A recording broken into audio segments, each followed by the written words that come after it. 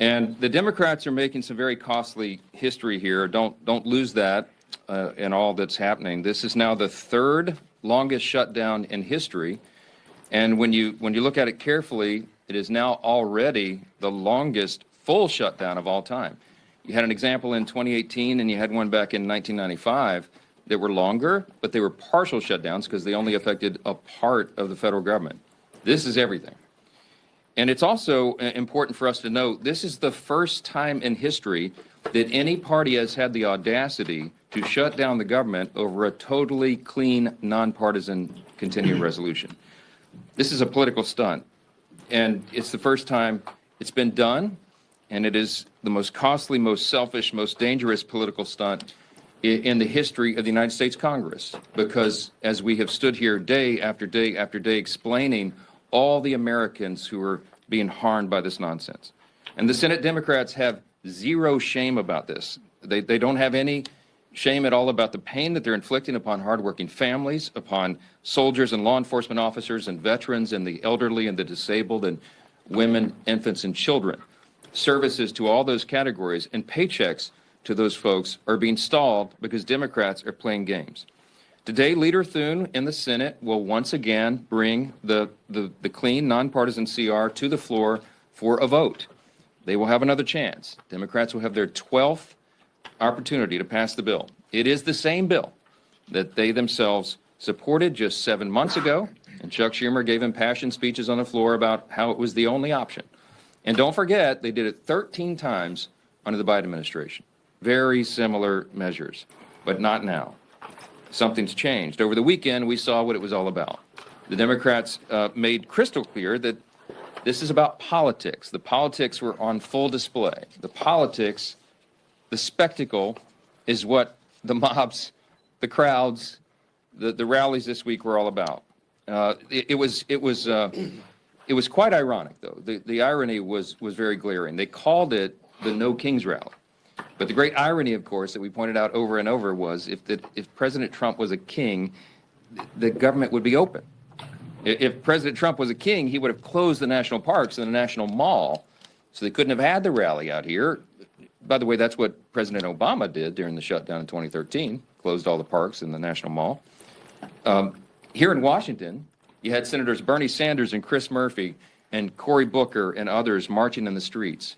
Now, these are the same senators who voted over and over to shut down the legislative branch and hand the reins to President Trump. They're decrying the situation that they themselves created.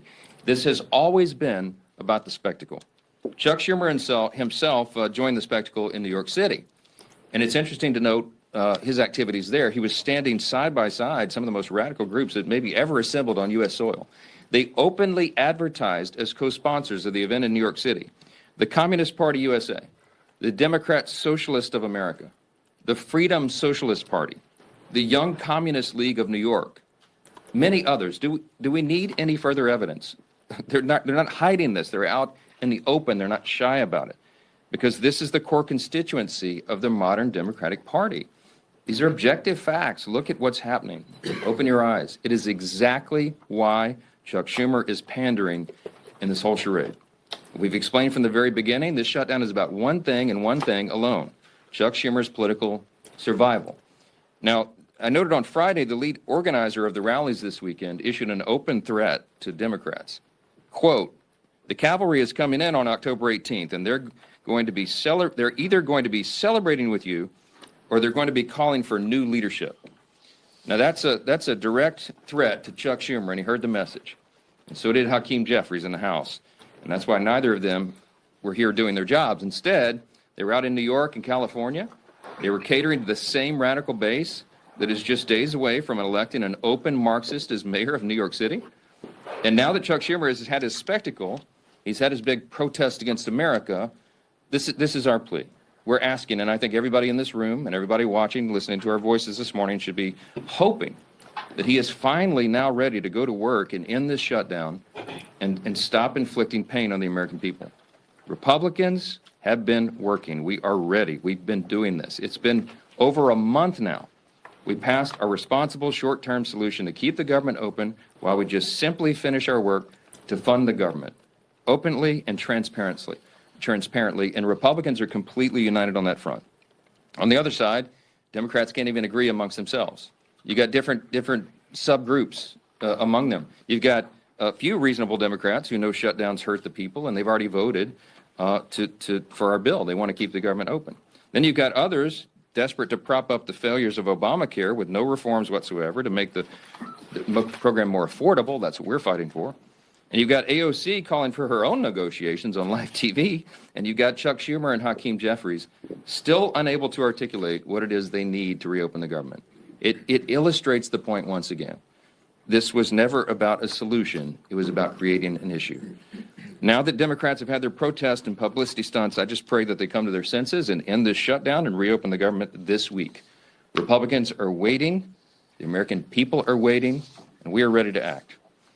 As evidence of just how united Republicans are in this fight, I've asked two of our prominent leaders in the House Republican Conference. I've got House Freedom Caucus Chairman Andy Harris. Dr. Harris is also an appropriator, and House Freedom Caucus Policy Chair Chip Roy of Texas. I'll turn it over to Dr. Harris first.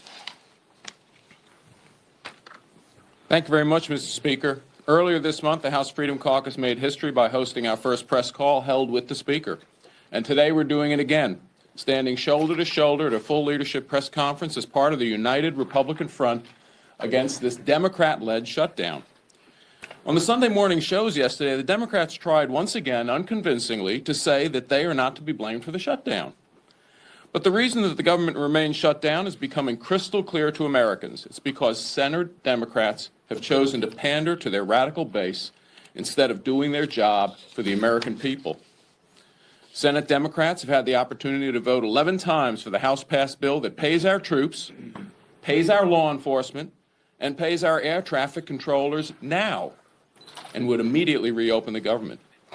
Instead, they've sided with the same radical activists who filled the streets this weekend chanting "No Kings" at rallies backed by the Communist Party USA and socialists, the same people who claim to hate power while demanding more control over your life.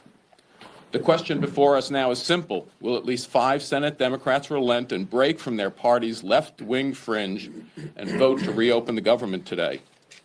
Let's also be honest about what the Democrats are really fighting for. They're demanding taxpayer-funded health care for illegal immigrants.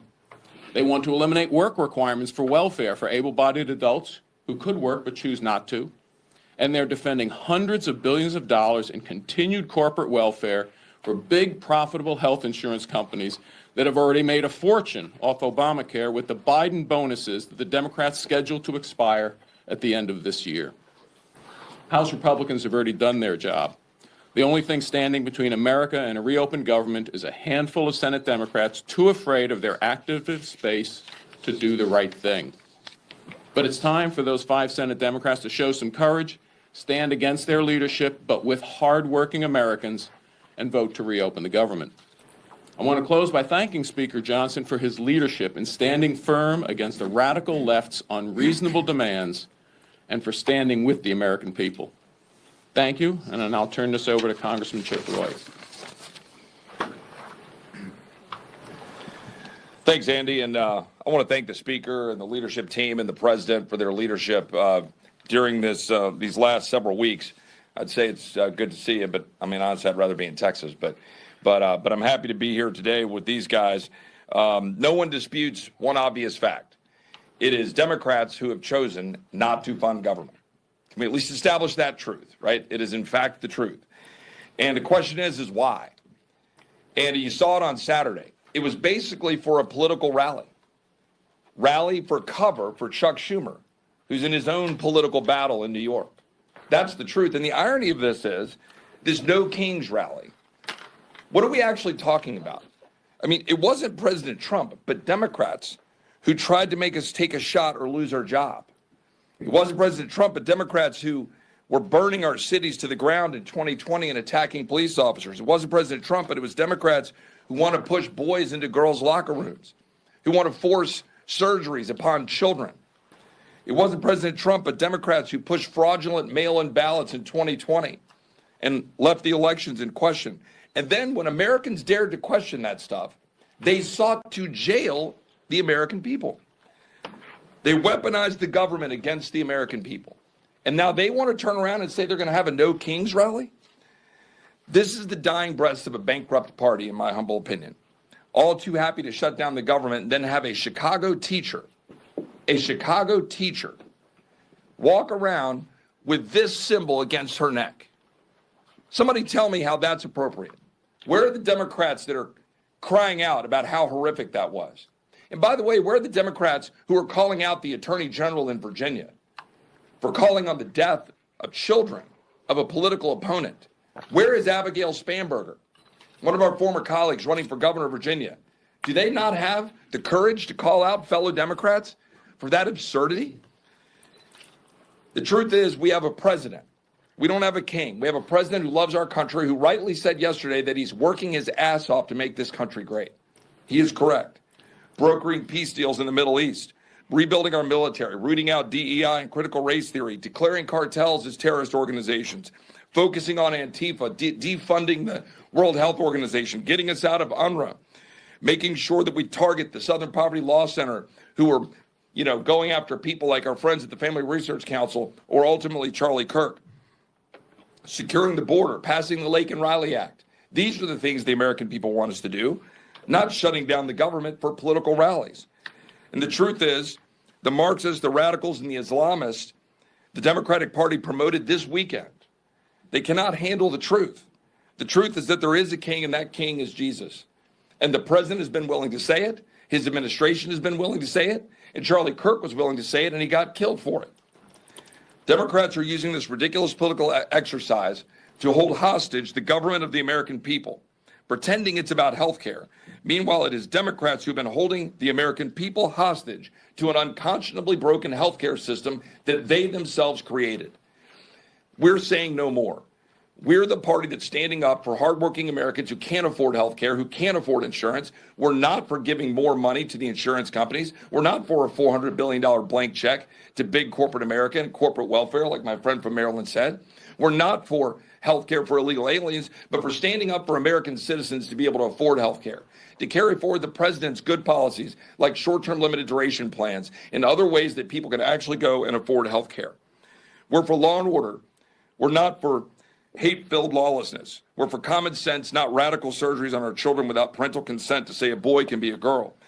We're for a message of hope, hope born in the freedom of those who fought to give it to us through their blood and also through the blood of our Savior, Jesus Christ.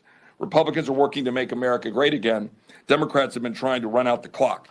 And for Hakeem and Chuck, their time is up. Let's turn it over to Steve. Thank you, Chip. Well, you can see Republicans are united strongly in working to open the government back up. We all voted to prevent a government shutdown, and that bill went through the House weeks ago on almost exclusively a party line vote. And since then, for weeks and weeks, that bill has been in the Senate, where Democrats, led by Chuck Schumer, consistently have voted to shut the government down. And we've said all this is about is Chuck Schumer trying to appease his most radical base, the most far-left elements of the Democrat Party, the people who have taken over the Democrat Party. Frankly, they've held Chuck Schumer hostage, and so now Chuck Schumer is holding the American people hostage. And this weekend, we got to see on display what that Hate America rally we've been talking about was really all about. And you could see some of the signs. These are just a few. But over and over again, you could see signs like 8647. I think everybody knows what that's about. Multiple signs like that advocating for the death of our president. And where are the Chuck Schumers of the world calling that out? They didn't call it out. They actually went and celebrated with those people that are advocating for the murder of President Trump and other Republicans. It's insanity. Yet that's where the Democrat Party in Washington has gone. Most Democrats around the country don't buy into that far-left radical socialist base that Chuck Schumer's catering to. And that's why so many are walking away from that party. But in the meantime, that's who is controlling the Democrat Party here in the United States Senate and in Congress. And that's why we continue to be at this stalemate. Not because there's some ability for us to come together and find a common ground. We've been trying. We had a provision in the working families tax cut that would have lowered premiums for families, healthcare premiums, by 11%. It was scored by the Congressional Budget Office to do that. 11% reduction in premiums for families. And you might ask, well, why is that not law of the land? Because it passed the House. Well, when it got over to the Senate, it was Senate Democrats who went to the parliamentarian and fought to get that provision removed because they don't care about lowering premiums for families. They really don't, and they showed it over and over again. What do they care about? They care about catering to the most radical elements of their base. You could see the sponsors, and it's been mentioned before, the Communist Party of America, the Socialist Party. Well, that's who's taken over the Democrat Party. It's not who America is. America is not a socialist nation. It's surely not a communist nation. But the Democrat Party here in Washington is trying to pull the country down that rat hole. We've seen it over and over again. That experiment's been tried time and time again, and you could go look at the scrap heap of history to see other countries where it's failed. Why won't they go protest over in those countries and just be a part of those countries where it's already failed? But they come here and they lie about our president.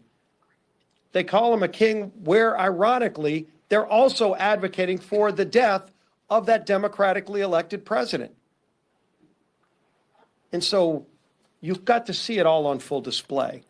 And hopefully that's what Chuck Schumer needed to go through to show them that he's still keeping the government shut down to appease that group. But now that rally is over.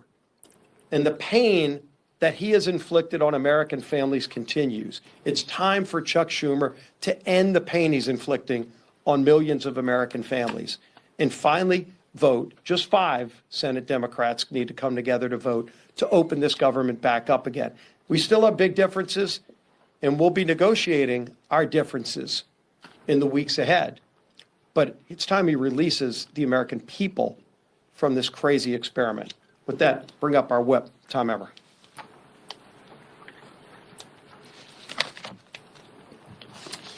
As the Speaker said, we're now on day 20 of the Democrats' shutdown. For everyone tuning in, here's a quick review of everything that's happened in the last 3 weeks.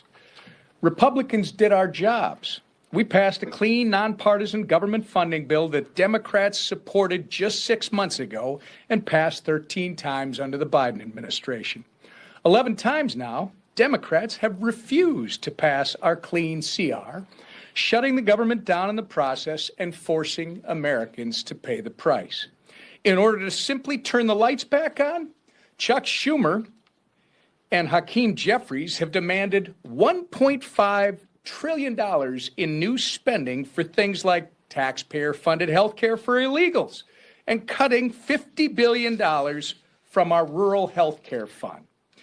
They've taken the American people hostage while pointing fingers at us for refusing to concede to their absurd wish list of demands. But Republicans have been clear. We will not negotiate under hostage conditions, nor will we pay a ransom. The Democrats' position is totally unreasonable. It's hypocritical, and it's pure partisan politics in a desperate attempt to score points with the radical, pro-terrorist wing of their party. Now that their Hate America rally is over, I hope that at least 5 Senate Democrats will finally do the right and responsible thing by breaking ranks with Chuck Schumer, passing our clean CR, and reopening the government.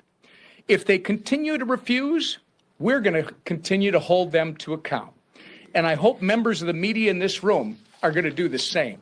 With that, I turn it back to our Speaker, Mike Johnson. Okay, a few questions. Good morning. Thank you. We understand concerns about air traffic control. We understand that they're going to lay off workers at the they're going to lay off workers at the Nuclear Security Administration. Mm-hmm. What keeps you up at night about what parts of this federal government are not operating? Well, those are 2 good examples. The question is, when the administration is required to triage federal spending, they have to look and evaluate what are the most essential and what are the less essential functions of the federal government. And they look at policy, personnel, and all these offices. But the things that concern me the most are TSA, for example. I mean, you're right. We are shorthanded already with air traffic controllers, with TSA agents, keeping the airports safe and our flights safe. We cannot afford this nonsense. And I think the Democrats in their heart of hearts know that.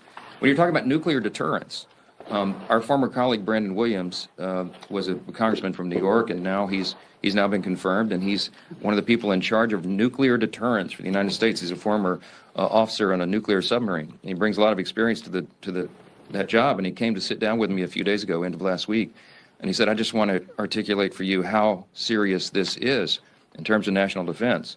And we didn't get into the classified parts there. We weren't in the skiff, but suffice it to say that every day that the government is shut down, it is a danger to the American people. We're in a nuclear arms race with adversaries right now. It can't be any more serious than this. China, Russia, Iran, North Korea, you've seen what they're up to.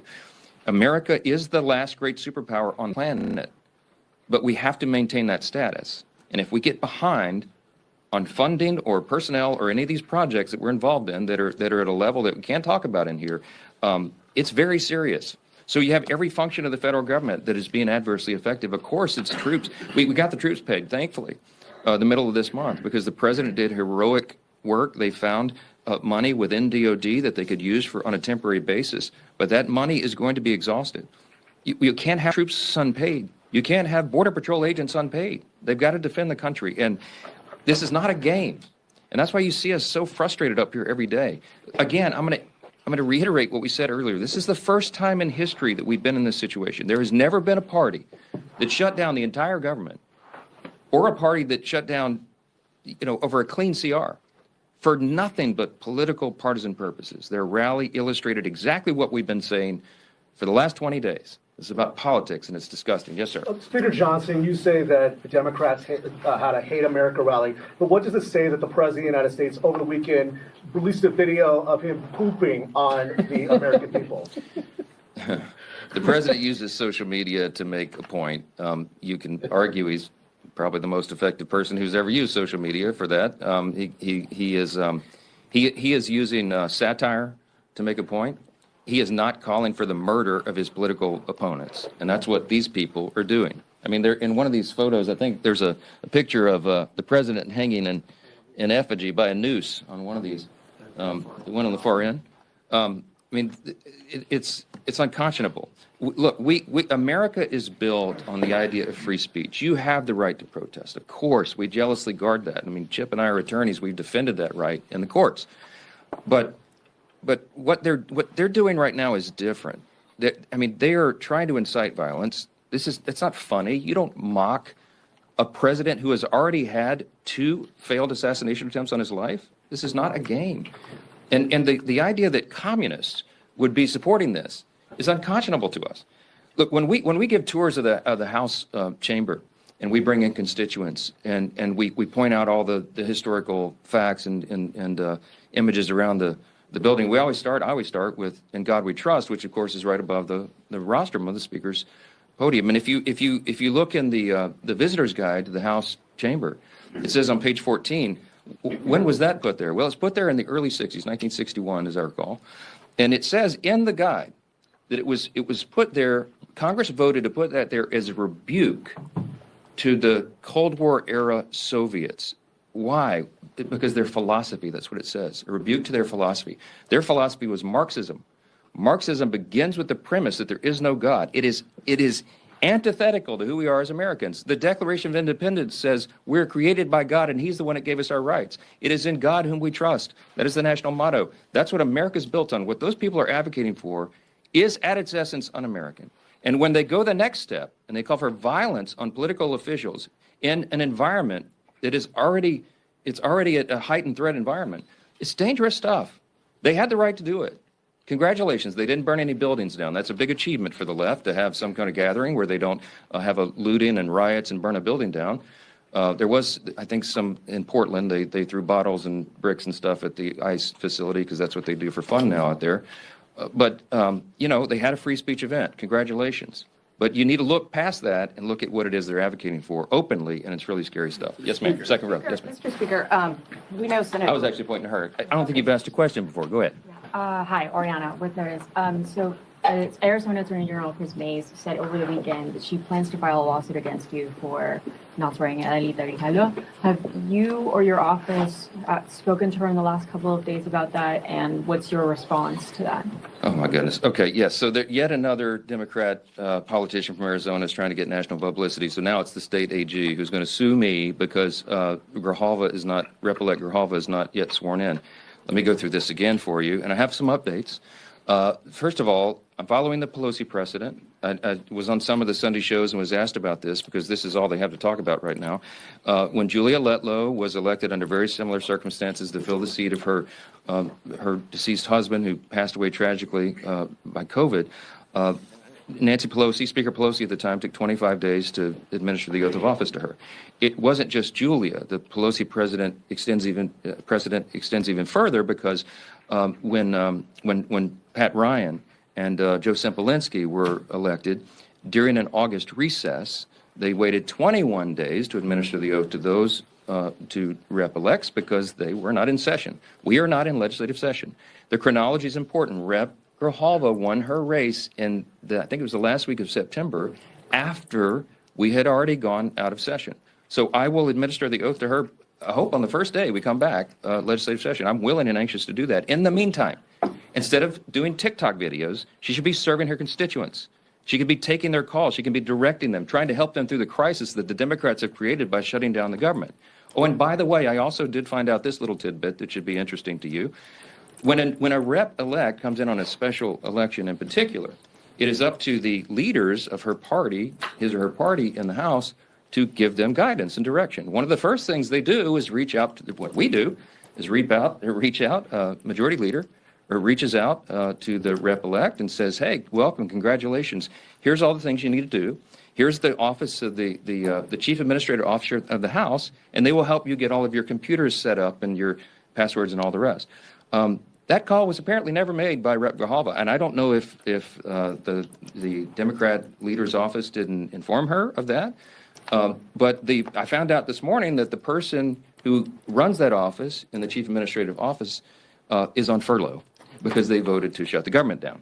And so that person didn't reach out affirmatively, but now it's been sorted out, and I'm told they're going to her office today because she made a TikTok video saying that she couldn't use her computers. Well, she'll be able to use her computers now. Okay, she has 16 staffers.